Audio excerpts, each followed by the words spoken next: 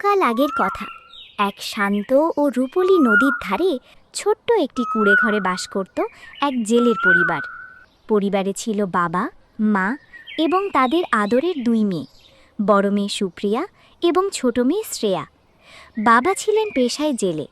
প্রতিদিন কাক ডাকা ভোরে উঠে তিনি নদীতে জাল ফেলতেন। নদীর ঢেউয়ের সাথে লড়াই করে যে মাছ ধরতেন তা বাজারে বিক্রি করে তাদের ছোট সংসার বেশ সুখেই কেটে যেত। অভাব থাকলেও তাদের ঘরে হাসির কোনো কমতি ছিল না। সুপ্রিয়া মা, জালটা একটু গুছিয়ে দে তো। আজ নদীতে জোয়ার আছে, মনে হচ্ছে বেশ বড় বড় রুই কাতলা উঠবে। এই তো বাবা, জাল একদম ঠিক করে রেখেছি, তুমি সাবধানে যেও কিন্তু।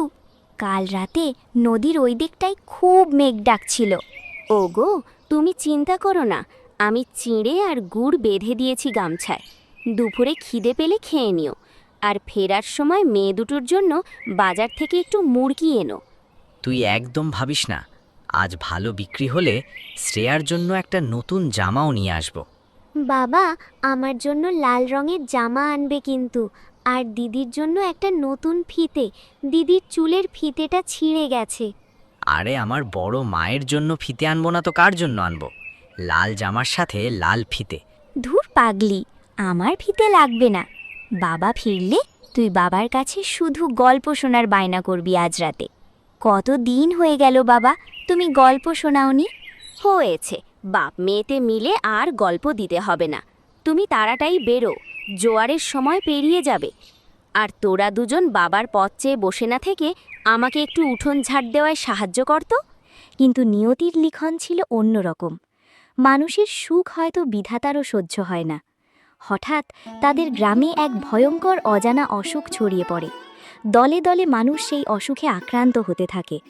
একদিন সুপ্রিয়াদের বাবাও সেই জ্বরে আক্রান্ত হয়ে বিছানায় পড়লেন। তার কয়েকদিনের মাথায় তাদের মাও সেই একই অসুখে শয্যাশায়ী হলেন। চোখের পলকে দুই বোনের মাথায় আকাশ ভেঙে পড়ার উপক্রম হলো। সুপ্রিয়া, মা আমার, এদিকে আয়। আমার মনে হচ্ছে আমাদের আর সময় নেই। মা, তুমি অমন কথা বলো না। আমি কালই গ্রামের কবিরাজ কাকুকে ডেকে আনব। তুমি ঠিক হয়ে যাবে মা। না রে মা, এই কালজ্বর কাউকে ছাড়ছে না। তুই আমাদের বাড়ির বড় মেয়ে, আজ থেকে তোর ছোট বোনটার সব দায়িত্ব তোর। ওকে কখনো কাছছাড়া করবি না। বাবা, তুমি অমন করে চোখ বন্ধ করছো কেন? আমার লাল জামা লাগবে না, তুমি শুধু উঠে বসো বাবা। শ্রেয়াকে তুই মায়ের মতো আগলে রাখিস সুপ্রিয়া। আমাদের দুজনের আশীর্বাদ সব সময় তোদের সাথে থাকবে। কখনো ভয় পাবি না মা। এই কথাগুলো বলার পরেই বাবা মা দুজনেই চিরকালের মতো চোখ বুজলেন। সুপ্রিয়া আর শ্রেয়ার কান্নায় নদীর বাতাসও যেন ভারী হয়ে উঠল। এক রাতেই তাদের মাথার ওপর থেকে ছাদ সরে গেল। মা বাবার মৃত্যুর পর সংসারের সমস্ত দায়িত্ব এসে পড়ে ছোট্ট সুপ্রিয়ার কাঁধে। প্রথম কয়েকদিন প্রতিবেশীরা একটু আধটু খাবার দিলেও চিরকাল তো আর কেউ বসে খাওয়ায় না। ঘরে এক মুঠো চালও অবশিষ্ট ছিল না। দুই বোনের মধ্যে ছিল অসম্ভব ভালোবাসা আর গভীর মিলমিশ। সুপ্রিয়া সিদ্ধান্ত নেয় সে নিজে না খেয়ে থাকলেও তার ছোট বোন শ্রেয়াকে কোনোদিন কষ্ট পেতে দেবে না। বাবার পুরনো জাল আর নৌকা নিয়ে সে নিজেই নদীতে নামার কঠিন সিদ্ধান্ত নেয়। তুই ঘরের ভেতর বসে বই পড়, আমি বাবার ডিঙিটা নিয়ে নদীতে যাচ্ছি। আজ মাছ ধরে তবেই আমি ঘরে ফিরব। দিদি, নদীর জল বড্ড গভীর, তুই তো সাঁতার ভালো করে পারিস না। আমার খুব ভয় করছে দিদি, তুই যাস না। ভয় পেলে পেট ভরবে না রে বোন, বাবা তো আমাকে জাল ফেলা শিখিয়েছিল। তুই চিন্তা করিস না, আমি ঠিক পারব। তুই শুধু মন দিয়ে পড়াশোনা করবি। এভাবেই সময়ের সাথে সাথে সুপ্রিয়া বড় হয়ে ওঠে। রোদে পুড়ে বৃষ্টিতে ভিজে সে একজন অত্যন্ত দক্ষ কুমারী জেলেতে পরিণত হয়। সারা দিন নদীতে হাড় ভাঙা খাটুনি খেটে সে মাছ ধরে, বাজারে বিক্রি করে সংসার চালায় এবং নিজের উপার্জনের টাকায় শ্রেয়াকে পড়াশোনাও করায়। কিন্তু আশেপাশের জেলেপাড়ার লোকেরা সুপ্রিয়াকে ভীষণ হিংসে করত। তাদের রাগ ছিল একজন মেয়ে হয়ে সে কিভাবে একা মাছ ধরে। কি গো সুপ্রিয়া, মেয়ে মানুষ হয়ে ডিঙি বাইছ? লজ্জা করে না? গায়ের মানুষ তো ছি ছি করছে। লজ্জা তাদের করা উচিত কাকিমা, যারা অভাবের দিনে এতিম মেয়েগুলোর মুখে এক মুঠো অন্ন তুলে দেয়নি। আমি চুরি তো করছি না, নিজে খেটে খাচ্ছি, এতে লজ্জার কি আছে? এত দেমাগ ভালো নয় মেয়ে, নদী বড় নিষ্ঠুর জায়গা, কবে যে নৌকা উল্টে তলিয়ে যাবি কেউ টেরও পাবে না।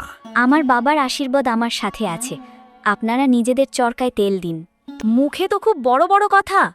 তোর ওই অহংকারের জন্যই তোর ছোট বোনটার কপালে আরও কষ্ট লেখা আছে, দেখে নিস। আমার দিদি অহংকারী নয়, আমার দিদি আমাকে অনেক ভালোবাসে। বাপরে বাপ, এই মেয়ের মুখেও দেখি খই ফুটছে। তা ধরোগে যাও মাছ, দেখি আজ তোমাদের জালে কি এমন মণিমুক্ত ওঠে।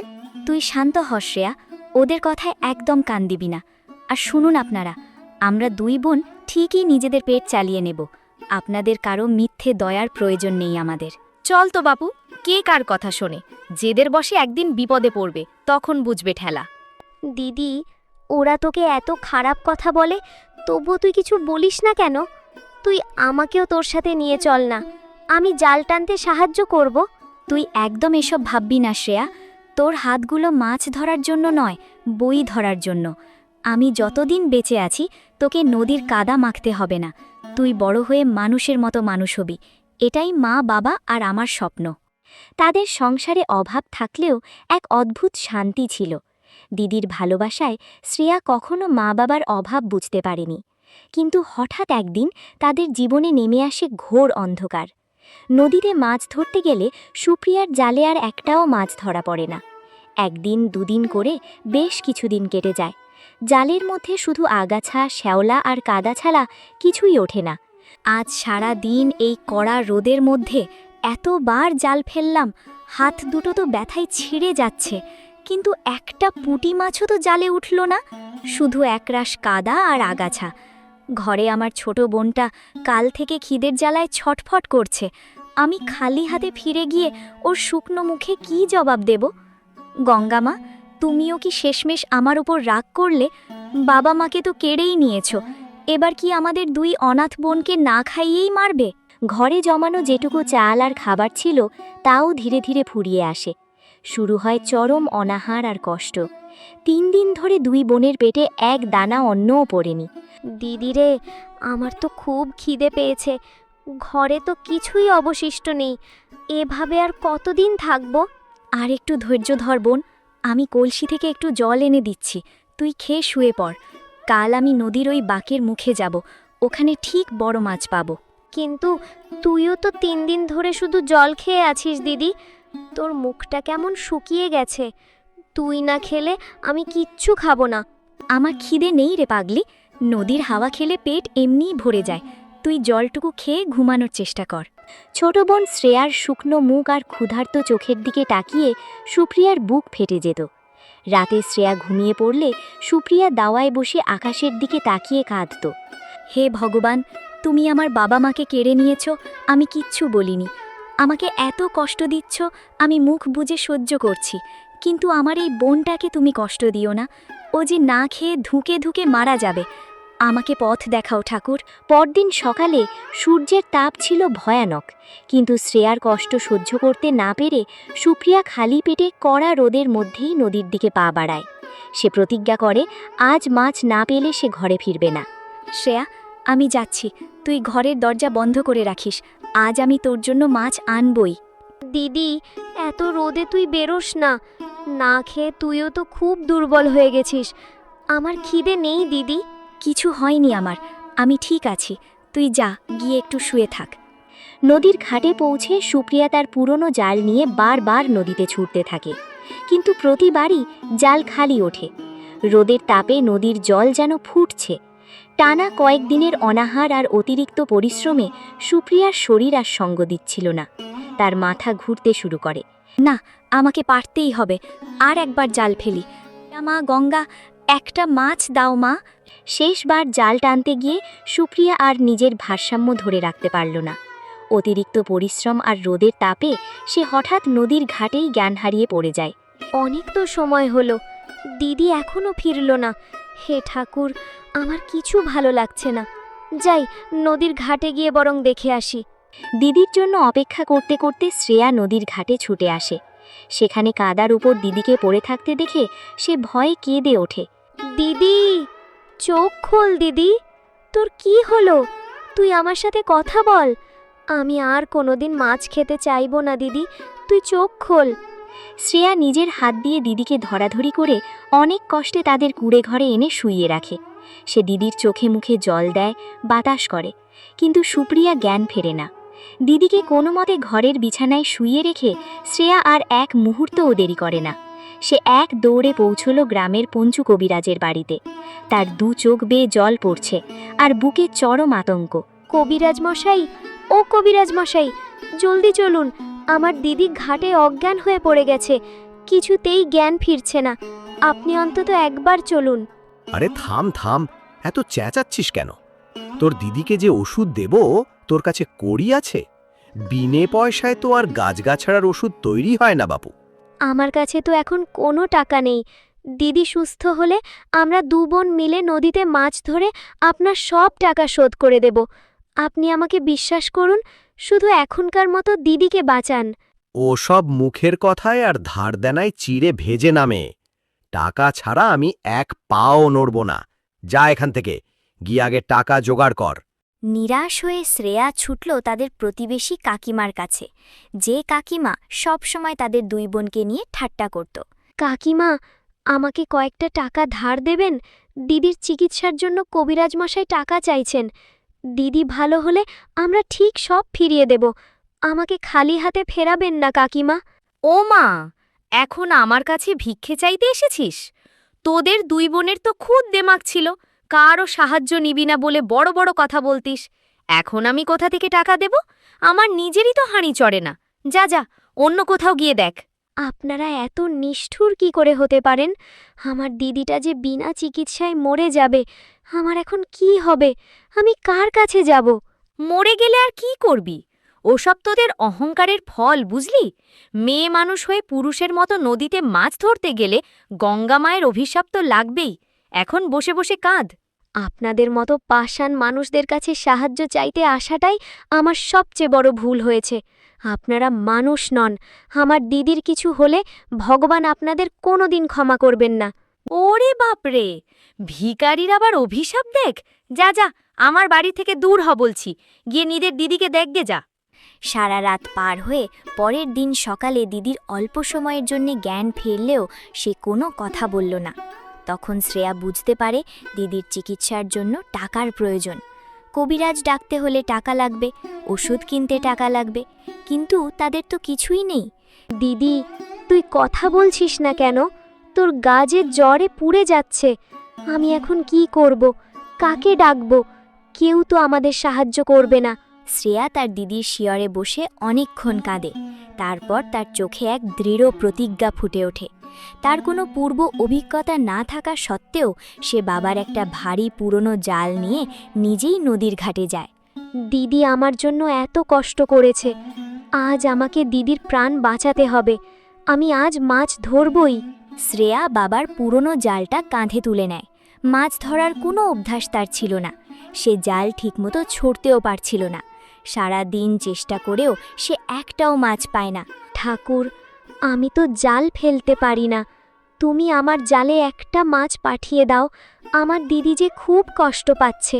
হতাশ ও চিন্তিত শ্রেয়া দিদির চিকিৎসার টাকার আশায় মাছ খুঁজতে খুঁজতে ডিঙি নৌকা বেয়ে নদীর অনেক গভীরে চলে যায়।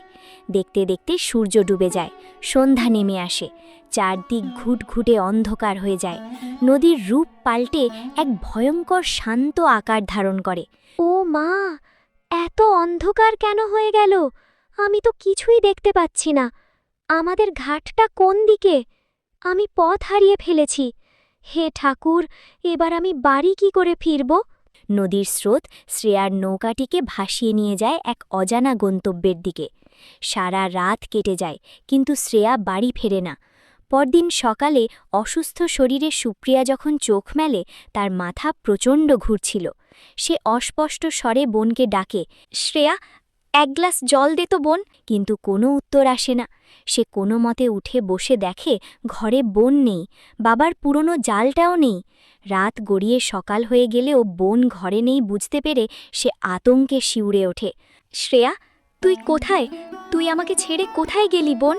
হে ভগবান, আমার শ্রেয়া কি নদীতে গেছে? অসুস্থ শরীর নেই, সে একজন প্রতিবেশীর বাড়িতে ছুটে যায়। কাকিমা, আপনারা কি আমার শ্রেয়াকে দেখেছেন? ও কাল থেকে ঘরে নেই। না তো বাবু, কাল তো দেখলাম তোর পুরনো জালটা কাঁধে নিয়ে নদীর দিকে যাচ্ছিল। আমরা তো ভাবলাম তুই পাঠিয়েছিস। আমার বোনটা নদীতে পথ হারিয়েছে। আপনারা আমাকে একটা ডিঙি দিন কাকিমা, আমি ওকে খুঁজতে যাব। এই প্রতিবেশী মুখ ঝামটা দিলেও শেষ পর্যন্ত একটা পুরনো ডিঙি দেয়। সুপ্রিয়া জ্বরের ঘোর নিয়েই নদীতে নৌকা ভাসায়। বোনকে খুঁজতে খুঁজতে সে নদীর অনেক গভীরে এক অজানা জায়গায় চলে আসে। সেখানে সে একটি অদ্ভুত দ্বীপ দেখতে পায়।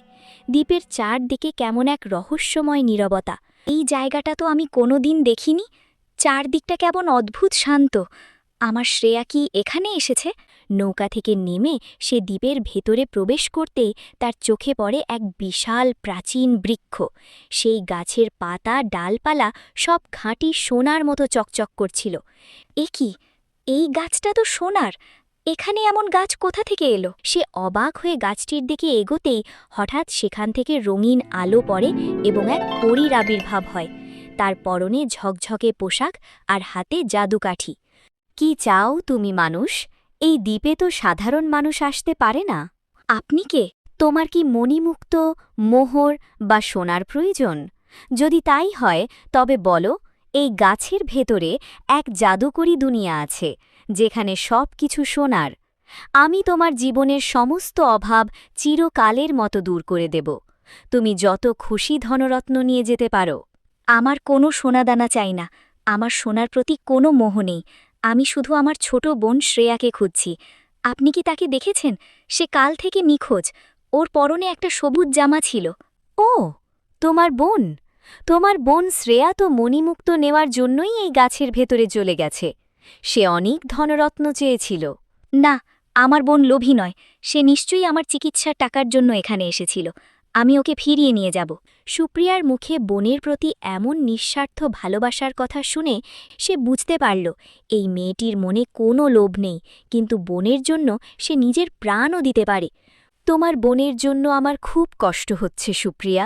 আমি জানি সে তোমার চিকিৎসার টাকার জন্যই এই বিপদে ঝাঁপ দিয়েছে, কিন্তু সে বড় বিপদে পড়েছে। কিসের বিপদ? আমার বোন কোথায়? আপনি আমাকে সব খুলে বলুন। আমি যে কোনো মূল্যে আমার বোনকে ফিরিয়ে আনব। এই গাছের ভেতরে এক জাদুকরী দুনিয়া আছে ঠিকই, কিন্তু সেখানে এক ভয়ঙ্কর জাদুকর একটি দুর্গে রাজত্ব করে। সে তোমার বোনকে বন্দী করে রেখেছে। আগামীকাল পূর্ণিমার রাতে সে তোমার বোনকে বলি দেবে। বলি দেবে? না না, এটা আমি হতে দেব না। আপনি তো পড়ি, আপনার কাছে তো জাদুকাঠি আছে। আপনি এই জাদুকরকে শাস্তি দিয়ে আমার বোনকে বাঁচাচ্ছেন না কেন? আমার কোনো ক্ষমতা নেই সুপ্রিয়া। ওই জাদুকর অত্যন্ত শক্তিশালী। সে আমার সমস্ত জাদুকরী শক্তি কেড়ে নিয়ে আমাকে এই দ্বীপে পাহারাদার বানিয়ে রেখেছে। আমি তার হাতের পুতুল মাত্র। তাহলে আমি কি করে আমার বোনকে বাঁচাবো? আমাকে পথ বলে দিন। আমি আমার নিজের প্রাণের বিনিময় হলেও শ্রেয়াকে ফিরিয়ে আনব। একটাই উপায় আছে সুপ্রিয়া। ওই গাছের ভেতরের জগতে একদম শেষ প্রান্তে একটি আসল সোনার গাছ আছে। সেই গাছে একটি মায়াবী ফল ধরে। তুমি যদি সাহসের সাথে গিয়ে সেই ফলটি এনে জাদুকরের হাতে তুলে দাও, তবে সে খুশি হয়ে তোমার বোনকে এবং আমাকে চিরকালের জন্য মুক্ত করে দেবে। তুমি কি পারবে? আমি পারব। আমার বোনের জন্য আমি পাতালেও যেতে পারি। আপনি আমাকে পথ দেখান। সুপ্রিয়া বিন্দুমাত্র ভয় না পেয়ে সেই বিশাল প্রাচীন বৃক্ষের গায়ে হাত রাখল। নিমেষের মধ্যে বৃক্ষের গায়ে একটি দরজা খুলে গেল এবং সুপ্রিয়া সেই দরজার ভেতর প্রবেশ করল। ভেতরে পা রাখতেই সে দেখল এক বিচিত্র জনশূন্য সোনার নগর। সেখানকার ঘরবাড়ি, রাস্তাঘাট, গাছপালা সব কিছুই খাঁটি সোনা দিয়ে তৈরি, কিন্তু চারদিকে এক ভয়ানক নিস্তব্ধতা বিরাজ করছে। কোনো পাখির ডাক নেই, কোনো প্রাণের স্পন্দন নেই। কি অদ্ভুত এই জায়গা! সবকিছু সোনার হলেও এখানে কোনো জীবন নেই। একদম শ্মশানের মতো ঠান্ডা আর নীরব। আমাকে তাড়াতাড়ি আসল সোনার গাছটা খুঁজে বের করতে হবে। আমার শ্রেয়া নিশ্চয়ই খুব ভয়ে আছে। মনে সুপ্রিয়া সেই সোনানগরের ভয়ানক আর নিস্তব্ধ জঙ্গলের ভেতর দিয়ে হাঁটতে শুরু করল। সোনা দিয়ে তৈরি গাছের পাতাগুলো বাতাসে অদ্ভুত ঝনঝন শব্দ করছিল। যা শুনলে বুক কেঁপে ওঠে। জঙ্গলের ভেতরের দৃশ্য ছিল ভয়ঙ্কর। গাছের পাতার ফিসফিস শব্দ এমনভাবে শোনা যাচ্ছিল যেন কেউ কানে কানে কথা বলছে। অনেকক্ষণ হাঁটার পর সে জঙ্গলের একেবারে শেষ প্রান্তে পৌঁছাল। দূরে একটি ঘন বৃক্ষ দেখতে পেল, যা ছিল সোনার, এবং যার রশ্মি দূর দূরান্ত পর্যন্ত ঝলমল করছিল। মনে হচ্ছে এটাই সেই গাছ যার কথা বাইরের পরী আমাকে বলেছিল। এর আলোতেই পুরো জঙ্গল আলোকিত হয়ে আছে। সুপ্রিয়া দেখল যে সেই সোনার গাছের ওপর একটি বড়ই বিচিত্র সোনার ফল ঝুলে আছে। যেই সে সেই ফলটি স্পর্শ করার চেষ্টা করল, তখনই গাছটি থেকে গম্ভীর আওয়াজ গর্জে উঠল।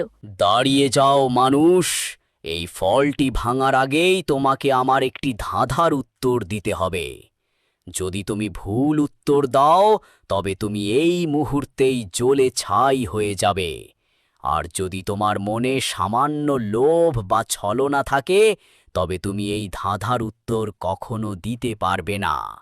বল, আমি কি তোমাকে ধাঁধা জিজ্ঞাসা করব? হ্যাঁ, জিজ্ঞাসা করো বৃক্ষরাজ, আমি প্রস্তুত। তাহলে শোনো আমার ধাঁধা। আমি মুখ ছাড়াই কথা বলি, কান ছাড়াই শুনি। আমার কোনো শরীর নেই, কিন্তু বাতাসের সাথে জীবিত থাকি। বল, আমি কে? সুপ্রিয়া কয়েক মুহূর্ত গভীর চিন্তায় পড়ল। তার চোখের সামনে ভেসে উঠল ছোটবেলায় নদীর ধারে বোন শ্রেয়ার সাথে কাটানো স্মৃতি। তারা যখন নদীর ওপারের জঙ্গলের দিকে মুখ করে জোরে চিৎকার করত, তখন সেই আওয়াজ আবার ফিরে আসত। সুপ্রিয়ার চোখ ঝলমল করে উঠল। এর উত্তর হল প্রতিধ্বনি। আহা, এই ধাঁধার উত্তর কোনো সাধারণ মানুষ দিতে পারত না। তোমার মন লোভ এবং ছলনা থেকে মুক্ত। তুমি আমার গাছের ফল ভাঙতে পারো। সুপ্রিয়া তৎক্ষণাৎ সেই সোনার ফলটি ভেঙে নিল। যেই সে ফলটি ভাঙল, পরের মুহূর্তেই সেখানে হুবহু একই রকম আরেকটি ফল জন্মাল। সুপ্রিয়া অবাক হয়ে তাকিয়ে রইল। তুমি যে ফলটি ভেঙেছ সেটি মায়াবী ফল। এখন যে ফলটি জন্মালো তা সাধারণ ফল, তবে সেটিকে মায়াবী হতে 100 বছর সময় লাগবে। তুমি যে ফলটি ভেঙেছ সেটি 100 বছর পুরনো মায়াবী ফল। সুপ্রিয়া কিছু না বলে অত্যন্ত বুদ্ধিমত্তার সাথে দ্বিতীয় ফলটিও গাছ থেকে ভেঙে নিল। তখনই সেখানে তৃতীয় একটি ফল জন্মাল। তুমি যেমন যেমন ফল ভাঙতে থাকবে তেমনই ফল জন্মাবে। কিন্তু মনে রেখো, তুমি যে প্রথম ফলটি ভেঙেছ সেটাই মায়াবী। সুপ্রিয়া কোনো কথা বলল না। সে শুধু দুটো ফলই নিজের আঁচলে খুব সাবধানে বেঁধে নিল এবং জাদুকরের দুর্গের দিকে এগিয়ে গেল। সুপ্রিয়া কিছুটা দূর যেতেই তার কানে এক বৃদ্ধা মহিলার ভারী আওয়াজ শোনা গেল। দাঁড়িয়ে যাও, তুমি এই মায়াবী ফলটি নিয়ে কোথায় যাচ্ছ? সুপ্রিয়া পিছনে ফিরে দেখল তো তার পিছনে এক জীর্ণ পোশাক পরা বৃদ্ধা মহিলা দাঁড়িয়ে আছেন, যিনি তাকে গভীর দৃষ্টিতে দেখছেন। আমি তোমাকে কেন বলবো? আমার তাড়া আছে, আমাকে যেতে দাও।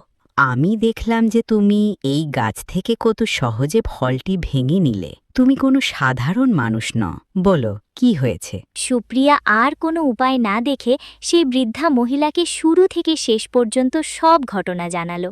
কিভাবে সে বোনকে খুঁজতে এসেছে, কিভাবে বাইরের পরীকে জাদুকরের কথা বলেছে, সব কিছু।